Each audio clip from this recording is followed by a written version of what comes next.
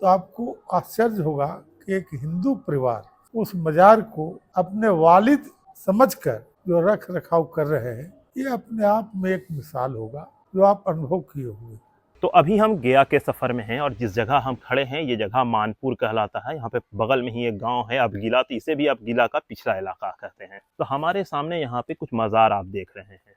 तो इसमें जितने मज़ार है उसमें कतबा वगैरह नहीं लगा हुआ है, लेकिन सिर्फ एक ये मज़ार है जिसमें कतबा लगा हुआ है। तो इसमें जिस इंसान का नाम है उस इंसान का नाम है नवाब इमदाद असर। नवाब इमदाद असर बिहार की हिस्ट्री में, बिहार की तारीख में एक बहुत ही इंपॉर्टेंट नाम है। एक तो उनकी अपनी वजूहात हैं क्योंकि वो खुद इतने बड़े आदमी हैं, बाद में जो उनकी औलाद हुई उन्होंने हिंदुस्तान में बहुत नाम कमाया। तो बात करें नवाब इमदाद असर साहब की, तो उनकी पैदाइश 17 अगस्त 1849 को हुई थी और इनका आबाई गांव कराय पर सराय जो नालंदा जिले में पड़ता है वहां से इनका ताल्लुक था। इनके वालिद हुए शमसुल उलमा सैयद वहीदुद्दीन बहादुर, जो कराय पर सराय के मस्जिद के अहाते में दफन है।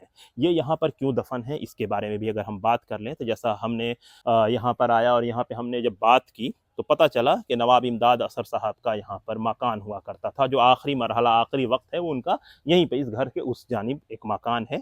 वो मकान आज के डेट में कांग्रेस के बड़े नेता, बिहार सरकार में मंत्री रहे अवधेश कुमार सिंह का आज के डेट में मकान है। ये कभी मकान नवाब इमदाद असर साहब का हुआ करता था और जब उनका इंतकाल हुआ 1934 में 17 अक्टूबर को, तो इसी जगह उन्हें दफन किया गया। तो यहाँ पे वो दफन है। तो अब नवाब इमदाद असर कौन है, क्या है, इसके ऊपर भी थोड़ी अगर बात कर ली जाए तो नवाब इमदाद असर साहब एक शायर हैं, एक लेखक हैं, एक टीचर हैं, एक वकील हैं और इनकी जो किताब है वो बहुत मशहूर और मकबूल है। इन्होंने कई मौजू पे कई किताबें लिखी हैं। इनके दो बेटे जिनका नाम अली इमाम और हसन इमाम है, तो एक कांग्रेस के प्रेसिडेंट हुए 1918 में हसन इमाम और 1908 में मुस्लिम लीग के प्रेसिडेंट हुए अली इमाम। तो ये इनके दो बेटा हैं, एक जापला में दफन है, दूसरे रांची में दफन है। इनके अलावा इनके एक और बेटा सैयद आबिद इमाम साहब भी हुए। और तो इनका जो कंट्रीब्यूशन है एजुकेशन के फील्ड में नायाब है, काफ़ी यूनिक है, काफ़ी बड़ा है। तो हम गया आए तो हमने सोचा कि अब गीला मानपुर आए और इनके ऊपर थोड़ी सी एक छोटी सी स्टोरी करें। तो उसी स्टोरी के सिलसिले में हम यहाँ पर हाजिर हैं। और इसमें एक और इंटरेस्टिंग चीज़ है कि इनके जो दो बेटे हैं जिनका नाम अली इमाम और हसन इमाम है, उन दोनों का इंतकाल इनसे पहले हुआ है। यानी वो दोनों 1932 और 1933 में इंतकाल कर गए और अपने दोनों बेटे के इंतकाल का सदमा लेकर 1934 में अक्टूबर के महीने में नवाब इमदाद असर साहब का इंतकाल हुआ। आज के डेट में ये जो मज़ार, ये जो खित्ता है, इसके केयर टेकर अवधेश कुमार सिंह साहब खुद हैं। तो ये एक बहुत ही यूनिक और नायाब चीज़ है कि एक हिंदू बेसिकली एक मुसलमान के मकबरे और माज़ार का केयर टेकर है, वही यहाँ पर इस चीज़ की देख रेख करते हैं। तो यहाँ पर आप देख रहे हैं जैसे चादर पोशी वगैरह भी हुई और हमने बात किया तो पता चला कि यहाँ पे फातिहा खानी और कुल वगैरह भी अक्सर यहाँ पर होते रहता है। हमारे पिताजी गांव के किसान थे और हम लोग का छोटा मोटा बिजनेस हुआ करता था। स्टोन चिप्स का क्रशर वगैरह हमारे पिताजी चलाते थे। हमारी जन्मभूमि ग्राम गेरे जो मानपुर के बगल में है, वहाँ मैं पैदा लिया हूँ। देखिए, हमारे वालिद पिताजी इस बंगला को हमारे समझ से 1958 या 60 के आसपास ये जमीन का उन्होंने रजिस्ट्री लिया था और इस जमीन पर जब हमारे पिताजी भवन निर्माण करने की बात सोचे तो जब इस बंगले में आए तो मेरे पिताजी के मन में पता नहीं क्या विचार आया कि नवाब साहब के जो ये बंगला था, इसकी जो दीवार आप देख रहे हैं, ये दीवार का नींव नवाब साहब के रखा हुआ है। और इसमें जो दरवाजे आप सामने देख रहे हैं, ये दरवाजे उस जमाने में नवाब साहब के द्वारा लगाया गया था। और इसके ऊपर जो निर्माण हुआ है या इसका जो मेंटेनेंस उस समय जो अंदर में रूम वगैरह का जो किए हैं, ये मेरे पिताजी के द्वारा किया गया। क्योंकि हम जब ये लिए थे उसमें एक कंप्लीट खंडर का समान था और उसी खंडर को एक खूबसूरत बागवान की तरह सजा के रखे हैं। और आज भी यहाँ जब लोग आते हैं, उनके वालिद के बहुत लोग कभी पाकिस्तान से, कभी पटना से आते हैं तो अपने मरहूम लोगों का मजार पर सिर्फ फातिहा पढ़ने आते हैं।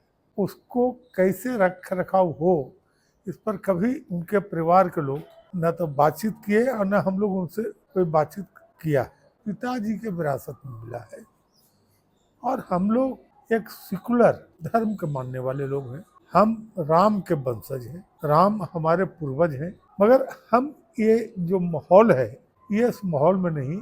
और हमारे वालिद हमारे पिताजी ने, जब हम बच्चे थे उस समय मेरे पिताजी के द्वारा भी उस मजार का रख रखाव किया जाता है। और उसके बाद मैं जब होश में आया और उस लायक बना, इस मजार पर प्रत्येक वर्ष सोबरात के दिन इस मजार पर हम फातिया करते हैं। मजार का चादर और मिठाइयाँ नवाब साहब की खुशी में हम बांटते हैं और फातिया कराते हैं। और आज भी आप मजार पर गए होंगे तो आपको आश्चर्य होगा कि एक हिंदू परिवार उस मजार को अपने वालिद समझकर जो रख रखाव कर रहे हैं, ये अपने आप में एक मिसाल होगा जो आप अनुभव किए होंगे।